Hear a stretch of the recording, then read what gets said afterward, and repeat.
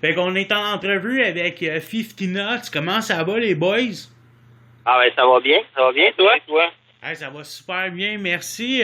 Je vais vous laisser vous présenter un par un, dans le fond, qu'est-ce que vous faites aussi dans le groupe, puis let's go. OK, moi c'est Yann, je joue de la basse, en tout cas j'essaye. Puis il y a Mathieu à côté de moi, lui il joue de la guitare. Ouais, Mathieu, je joue de la guitare. Alors Étienne? Étienne, je joue de la guitare. Puis Nick il joue de la guitare aussi. Il y a bien des guitares. Et Dan. Ah ben Dan vient d'arriver. Dan, tu joues quoi, toi? Moi, je joue de la voix, mon ami. Ah! Puis ça fait 23 ans que votre groupe existe quand même. Ça fait 23 ans. Oui, mais il n'a pas existé pendant 23 ans, mais... Vous avez commencé en 96, dans le fond, puis vous avez même participé à la première tournée de 1, 2, 3 Punk avec Sub et Pénélope. Ouais, ça c'était mémorable, même. Des beaux souvenirs. Ouais, Ça c'était une des plus belles choses qu'on a faites dans ce temps-là. Là. C'était quoi? C'était en 2000, 2001, ça? 2003? Je me souviens même plus, même. Ça c'est très meilleur pour moi que moi pour le dire, mais ça c'était très cool là, dans ce temps-là. Ça marchait bien le punk rock. Avec un 2-3 punk à Musique Plus, là, ça allait vraiment bien. Fait que, ouais, on a eu bien du fun à cette tournée-là. Ouais, puis vous avez même eu 2 tunes sur les 2 compilations de 1, 2, 3 Punk. Ouais. On avait... qu'est-ce qu'on a mis là-dessus, même? Milk, c'est le premier, ouais. Celui qui sortait de Good Isn't Good Enough. Flowers on a Shelf. Ouais, Flowers on a Shelf, ça, ouais. Celle-là était mal tapée, je te dirais. On a eu comme de la misère à la traquer, celle-là. Donc, on peut dire que c'est un rough mix, un peu, celle-là? Absolument. Oh ouais, man. C'est un rough mix, en esti. Puis comment Reg Laponge était arrivé dans votre vie à ce moment-là? Ça, je sais même plus. C'est toi? Reg, écoute, un moment donné, je pense que... Ah oui, c'est un des gars, je pense que c'est Étienne qui écoutait souvent Musique Plus, là. Il était comme pas mal en train d'écouter ça souvent. Là, Reg avait parlé d'une couple de bandes québécois. Puis, il nous avait nommé, puis il disait j'aime bien ça, l'album était sorti, c'était Good Isn't Good Enough dans ce temps-là, je pense. Puis je l'ai rencontré par personne interposée, je pense, par du monde de Jump Breakers, je pense, au FOUF à Montréal. Dans le temps, on sortait là comme vraiment souvent. Là.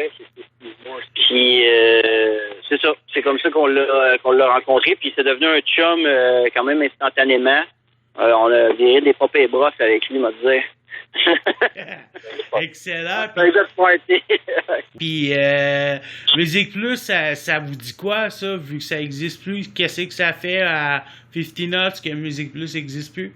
Ouais, c'est une excellente question. Ben, je pense que c'est juste... tout ce que c'est, là, c'est juste l'évolution des choses. À cette heure, c'est rendu différent. Les plateformes où le monde écoute de la musique sont hautes, puis avec YouTube puis tout ça, tu peux faire la même affaire, je pense, qu'avec ce que Musique Plus faisait. C'est sûr que Musique Plus s'est détérioré un petit peu avec le temps, là, si on peut dire. C'est ça. Oui, ça n'avait plus rapport avec la musique à que la Musique Plus d'aujourd'hui soit mort, c'est pas bien grave. Oui, c'est ça. Mais le Musique Plus on a découvert, par exemple, beaucoup de choses. Ben, c'est ça. On n'avait pas tous ces médias sociaux-là. Non, mais la Musique Plus d'avant, il était fun. Ah oui, ben oui. Okay, ça lui fait quand même un chagrin, l'original, la belle époque. Ouais, la belle époque. Est-ce qu'il y a bien des groupes par Musique Plus qui a influencé votre musique? Par Musique Plus? Ouais. Pas nécessairement. Les groupes qui nous ont influencés, on les a découverts même avant l'émission d'un 2-3 Punk. Là. D'accord. Les bands punk avant faisaient pas vraiment de vidéo. Hein, fait que, non, effectivement. Fait qu'on les découvrait par Fat Records, Epitaph, les Vans Warped Tour. Puis après ça, oui, Musique Plus est arrivé avec un 2-3 Punk. Puis là, les bands sont mis à faire des vidéos. On a découvert des nouveaux, c'est sûr. Là. Ouais, puis vous, à l'époque, vous en avez fait quand même des vidéos. Oui. Ben, c'est comme un peu un rêve de se retrouver, de passer d'écouter la télé à se retrouver dedans, là, quand même. Ouais, c'était quelque chose pour vous autres à l'époque? Ben oui, c'est sûr, oui. Oui, c'est une belle aventure, faire des vidéos. Le premier, on a eu beaucoup, beaucoup de plaisir. C'était pas le plus le mieux réalisé, mais on a tellement de fun. Puis, c'est le fun à faire. Faire faire des vidéos pour te retrouver. On a réussi à avoir aussi des subventions, fait que c'est sûr que ça a donné... pour les moyens, à l'époque, c'était quand même quelque chose de très créatif. Là. Je le regarde aujourd'hui, c'est pas mal différent de ce qui se fait. Là. Les gens ils ont des moyens. Là. Je check des bandes, là, des bandes de Québec. L'autre fois, je checkais ça. Là, Hitch and Go, là, ils ont des clips, là, sont assez cool. Là, puis je sais pas quel moyen qu'il y avait, là, mais tu sais, dans le temps, c'était tough de faire un clip. Là, tu peux pas faire ça avec ton téléphone. Là, il n'y avait pas de téléphone. Les gars de Hitch and Go, ils ont plein de talents, dont le drummer qui fait lui-même des clips et des choses comme ça. Donc, ça l'aide beaucoup dans ce temps-là. Non, oui, vraiment. Puis ils ont du beau visuel. Puis ça paraît là que les moyens ont changé. On se concentrait pas mal plus sur faire de la musique dans ce temps-là que d'essayer d'avoir du visuel. T'sais, les plateformes médias, il n'y en avait pas tant que ça. Puis il y en avait comme pas, je pense. Justement, c'était pas accessible à l'époque, donc c'était peut-être de là que c'était pas important à comparer d'aujourd'hui. Ben, moins peut-être, je sais pas, je pourrais pas te dire, mais en tout cas, ça a propulsé quelque chose chez nous autres, là, ça c'est sûr, là, parce qu'un coup qu'on avait sorti ces clips-là, après ça, ça a un peu déboulé, là, je ne dirais pas que ça a parti en fou, là, mais... Puis on avait juste un simple canal de diffusion dans le sens où, tu sais, maintenant, avec les médias sociaux, écoute, tu peux te perdre, puis si tu te montres pas à face dans les vidéos de, tu sais, les YouTube, etc., ben, ça peut être éphémère. Fait que dans le sens que, là, on a été chanceux, on a réussi à passer dans ce gros canal-là, mais on n'avait pas ben d'autres options d'autres choix de se faire valoir ailleurs que de se faire voir là. Ouais, puis tu sais, des shows. Ça avait roulé aussi à Much, fait que ça aidait beaucoup, comme plus sur le côté canadien-anglais, là. Fait que, non, c'était bien, c'était une triste belle époque, là. C'est l'époque là que les bandes non, c'est un peu après, là, mais juste avant nous, là, il y avait l'époque des bandes de Fat Records qui venaient à Montréal, puis il y avait toujours un local qui jouait sur ces gigs-là. Tu sais. Mais ce qui était le fun aussi, c'est qu'il y avait comme différentes personnes qui organisaient différents shows à différents endroits. Fait que des petits bookers, mettons, tu sais, comme On The Star, Cac, donnaient les occasions de faire des bons shows, tu sais. Ouais, c'est vrai. Aujourd'hui, c'est plus difficile, c'est ça, un peu. Ça, je jasais justement l'autre fois avec Max Brochu, man, de H&Go, puis là, il me disait, je comptais de quoi, puis il disait, c'était dans quel festival, ça? Je dis, c'était dans aucun festival, même. Dans le temps, il y avait comme 50 shows d'une année, puis 2 festivals.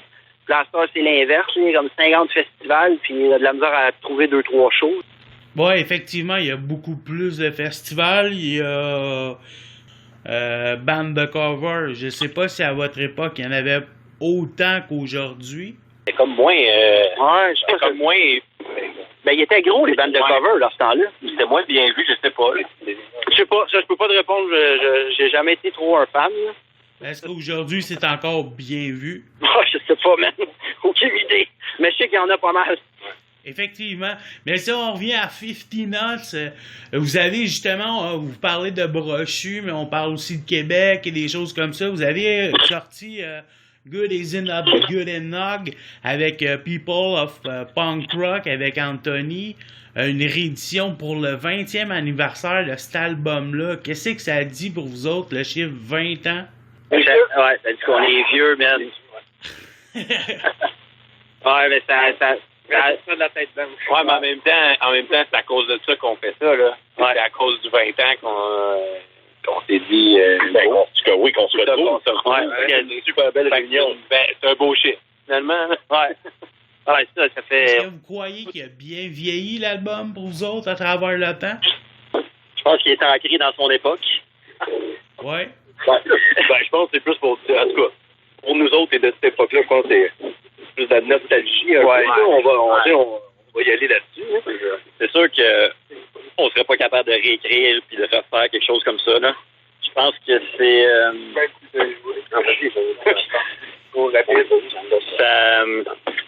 OK. Comment je pourrais expliquer ça? C'est vraiment ce qu'on était à l'époque, hein. C'est rapide. C'est ça, c'était rapide. C'est jeune.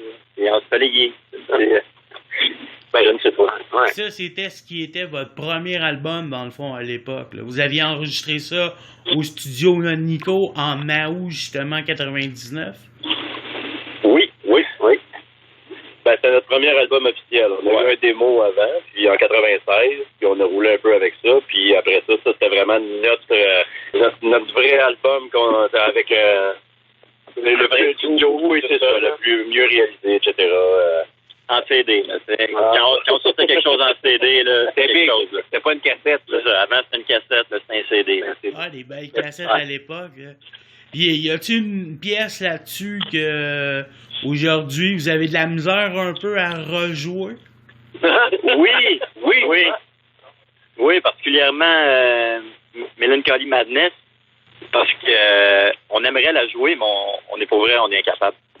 On l'a pas essayé assez. Il faudrait l'essayer plus, mais c'est ça. Il y avait beaucoup de risques, beaucoup de choses. C'était très chargé.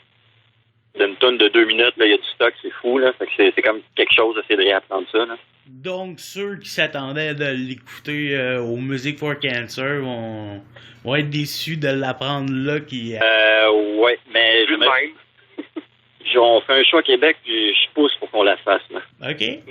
Intéressant. Puis c'est quand le show à Québec, justement? Le 12 octobre.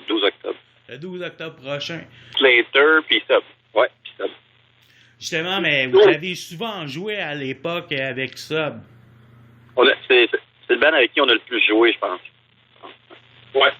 On a fait quand même une tournée, puis beaucoup de shows avec eux autres. Oui, comme la tournée 1, 2, 3 Punk, justement, avec Pénélope. Ouais, puis on a fait une tournée canadienne. Fait que, on est partis un mois ensemble, là. Fait qu'on s'est connus comme faut dans cette tournée-là. On a créé de l'amitié aussi. Et on avait comme le même genre de vibe, le même humour. Fait qu'on a vraiment eu beaucoup de fun avec eux autres. On a vraiment hâte de les revoir la semaine prochaine, puis à Québec dans un mois, là. Ça va être très intéressant, l'affinité qu'il va y avoir au spectacle, justement, au Music for Cancer. Puis, si on tourne, justement, dans le Music for Cancer, là, y a-t-il quelque chose, y a quelqu'un dans votre entourage ou vous autres qui a été touché par le cancer? Je pense que c'est difficile de trouver quelqu'un qui a jamais été touché par le cancer. Je pense que tout le monde, moi-même, je pense que tout le monde a sûrement déjà eu quelqu'un proche d'eux autres qui ont été touchés par ça. Fait que c'est sûr que ça fait que c'est une bonne cause d'aller là, justement. Puis, tu sais, je veux dire, on y va aussi pour avoir du fun, là, nous autres, mais je veux dire, la cause est là.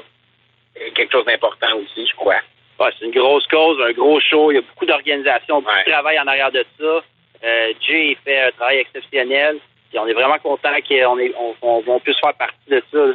C'est comme, je pense que tout le monde qui est là-dessus dans l'organisation, du moins, c'est tous des gens qui sont bénévoles. Fait que je trouve que c'est un beau geste de ramasser des fonds pour cette cause-là.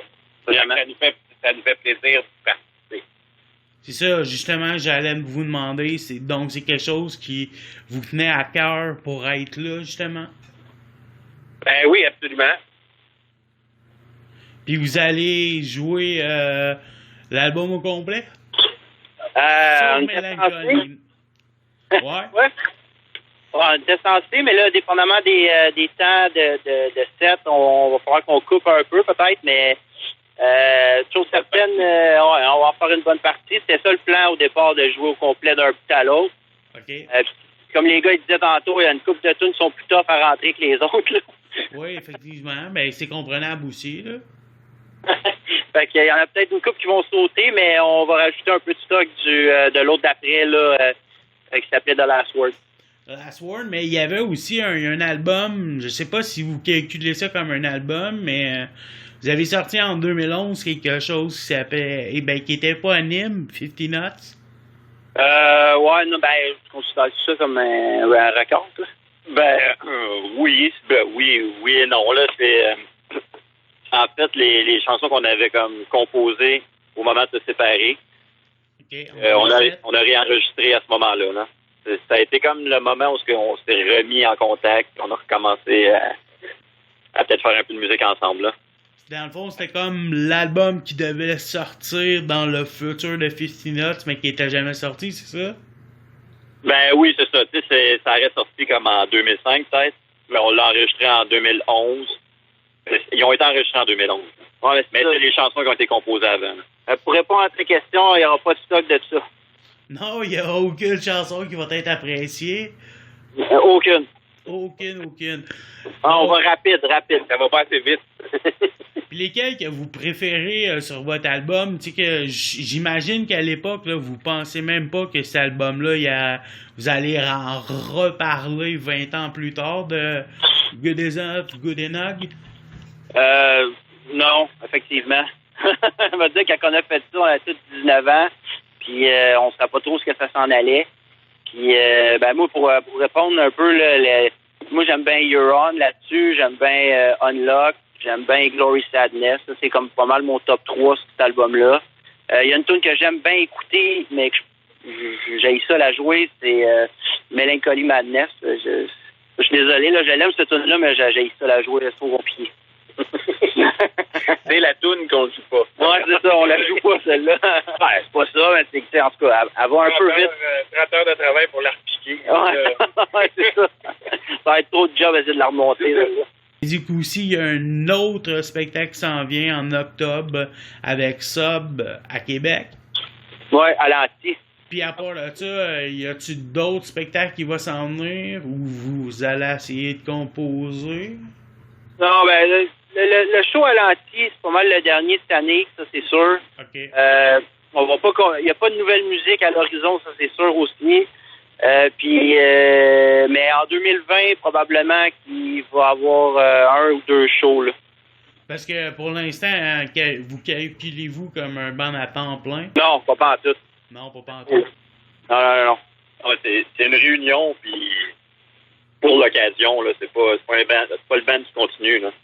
On va pas sortir un nouveau stock, là, plus capable de composer rapide de même, puis on n'est plus dans le même état d'esprit qu'on était quand on faisait ça, là. Non, mais si je me m'amuse, il y en a de vous autres qui ont une autre formation, mais plus pop, quelque chose comme ça se peut-tu? Ouais. On a fait un autre band, un peu plus rock, je te dirais. Ouais, un peu plus rock, OK. Ouais, fait que, mais ça, la porte est pas fermée, là, là, pour l'instant, on jam 15 minutes, c'est pas mal, là. Ouais, j'en doute pas, vu que vous allez jouer bientôt pour Music for Cancers le 13 septembre. Avez-vous hâte, justement? Avez-vous hâte? Oui, ça va être cool. Ça va être cool. Ouais, ça va être vraiment un bel événement. On espère juste qu'il va faire beau. Juste samedi, par contre. Samedi le 13, là, c'est nous autres, c'est le samedi le 14. Ah oui, c'est vrai, vous autres, vous êtes le 14, fait que vous jouez pas en même temps que Sub. Même journée, ouais. Ouais, c'est vrai, la même journée que Sub, ben, dans le fond, vous allez avec vos chums.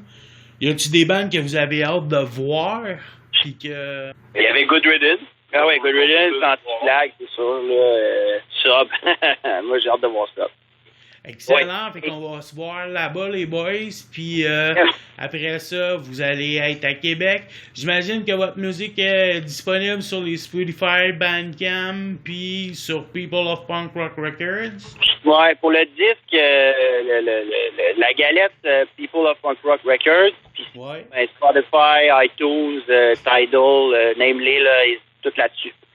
Excellent, les boys. C'est qu'on va vous souhaiter un bon spectacle qui s'en vient. On va vous surveiller en 2020. Puis, bon spectacle, les boys. Puis, merci beaucoup pour l'entrevue. Merci beaucoup, Eric. Merci, salut. Ciao.